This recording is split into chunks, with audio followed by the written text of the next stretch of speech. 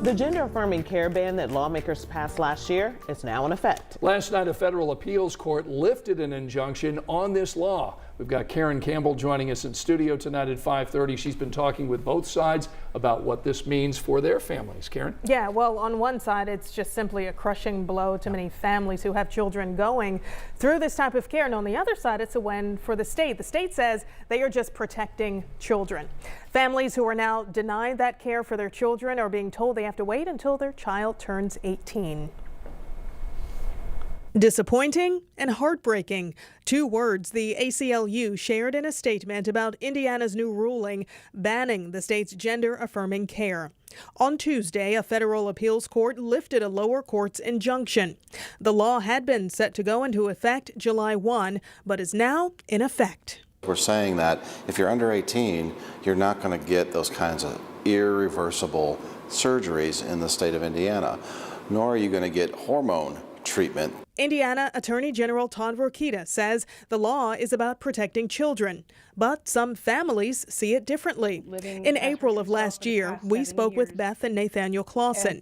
Their 10-year-old daughter, Karen, had been identifying as a girl since she was 3, receiving care at Riley. Our child has been living as her true self for the past 7 years.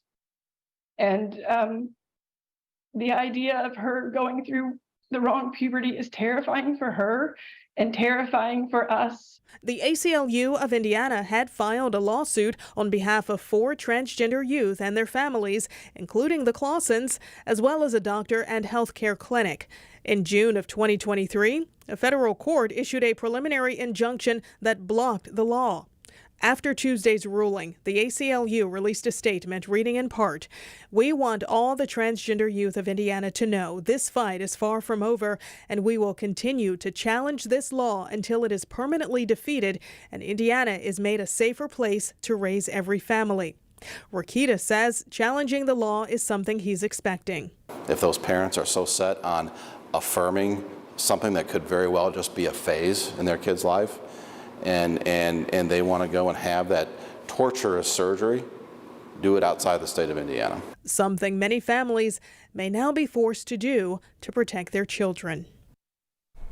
And when we spoke to the Clausens, they told us a decision about health care should be between parents, their children, and their doctor. But again, this is a win for the state, but the ACLU does tell us that this fight isn't over because they expect to continue fighting for the families who need this care. All right, Karen, thank you for breaking it down. It's a lot of emotions on both sides of this issue. Yeah. We appreciate it. Well, tonight.